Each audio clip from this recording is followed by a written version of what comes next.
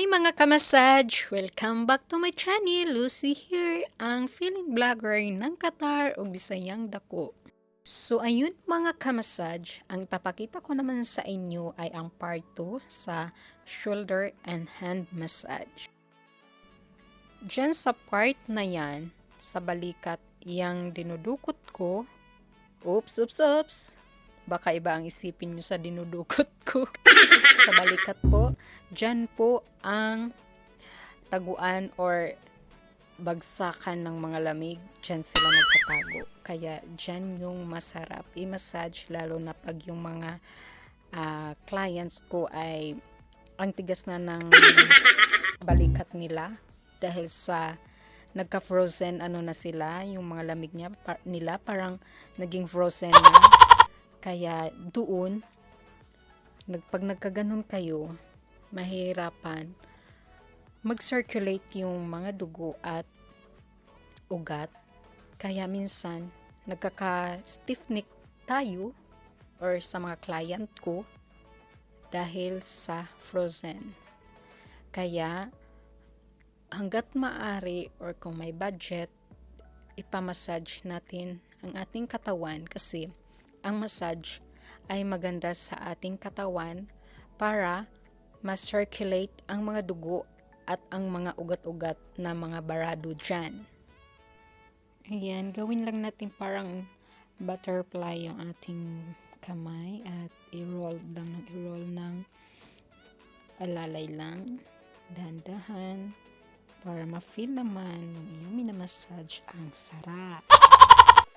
At dapat pag nag-massage ka ay yung galing talaga sa yung puso para naman magustuhan ng iyong pasyente or yung sa inyong mga partner ang iyong mga himas dyan. Oops, huwag kayong green-minded. Sorry po sa background. Maraming salamat Nakfara dahil talagang binidyo mo ng bongga. Ayan mga kamassage, masarap yan. Pag pinipress nyo yan, konektado yan sa ating sikmura at sa ulo din. Ayan, pag masakit yung ulo nyo, i-press nyo lang dyan. Nakakatulong din yun mga kamassage. Abangan nyo din yung aking massage sa talampakan at likod dahil sa talampakan, ang daming parts na konektado sa ating internal organs. At yan, i-massage ang ating mga palad dahil ang ating mga palad ay pagod din yan, lalo na sa mga nagluluto at mga naglalaba. At i-press lang na medyo diinan para yung dugo ay huminto siya. Pagkatanggal niyan, masarap din sa pakiramdam. Try nyo din.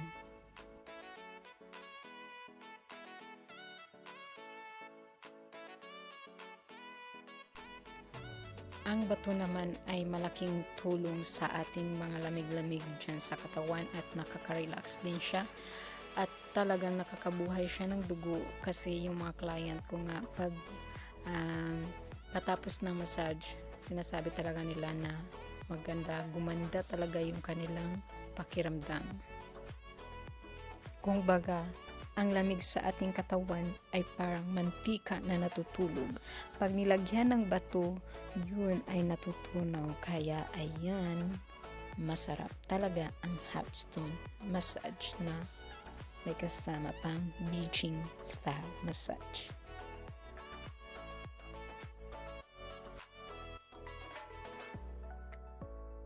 Haplusin lang ng haplusin dahil nga ang Beijing style massage ay more on hagod. Kaya hagod lang ng hagod.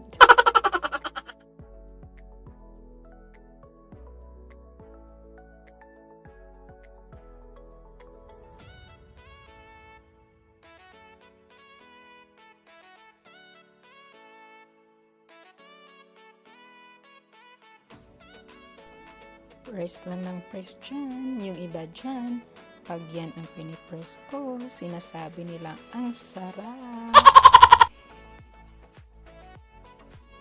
I-try nyo din, siguradong masasarapan talaga ang inyong masahiin sa part na yun.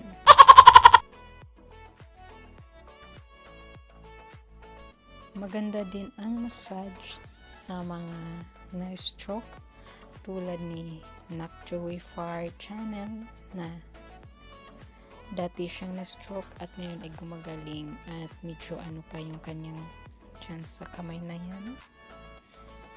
Ayan, kaya medyo parang ano pa yung kamay niya dyan, hindi makagalaw mabuti, kaya maganda rin talaga yan na i-massage para yung mga ugat-ugat nga na natutulog mabubuhay. Kaya ganyan yung kamay niya, mga hintuturo. Ayan, mapapasana all ka din sa kutis ng kanyang kamay, sana all maputi. Ayan, lagyan ulit ng bato para ang mga dugo na tutulog, mga baradong ugat ay magigising at the same time marirelax ka na din.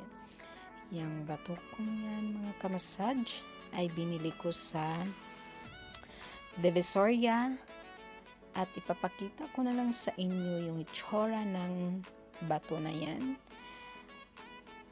Taran! At yan ang laman sa loob. Ayan. Ang price niyan mga kamassage ay 1,500, 2,000, 3,000 ata. Depende sa size ng mga bato, mga kamassage.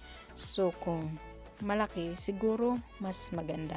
Alam nyo ba yung nanay at tatay ko, pag umuwi ako, minamasahe ko, as in talaga naghihilik yung tatay ko. Yung nanay ko naman, grabe yung lamig kasi yung pawis niya talagang lumalabas pag minamasahe ko at nilalagyan ko ng bato kasi ang nanay tatay ko ang sisipag. Madaling araw pa lang noon nagtitinda na sa Mercado Calle. Ayan, kaya sinasama din nila ako noon, kaya lumaki ako na buntot-buntot sa kanila nagtitinda. Doon na nga ako dinatna ng pagdadalaga habang nagtitinda ako ng mani. Kaya proud na proud ako at love na love ko ang aking nanay, tatay na tinaguyod niya kaming siyam dahil sa pagtitinda. Kaya kada uwi ko talaga ay minamasahe ko sila, parang gift na din hanggang sa hindi ko nadala yung bato at yun. Kaya abangan nyo ang aking massage sa paa at likod. Bye!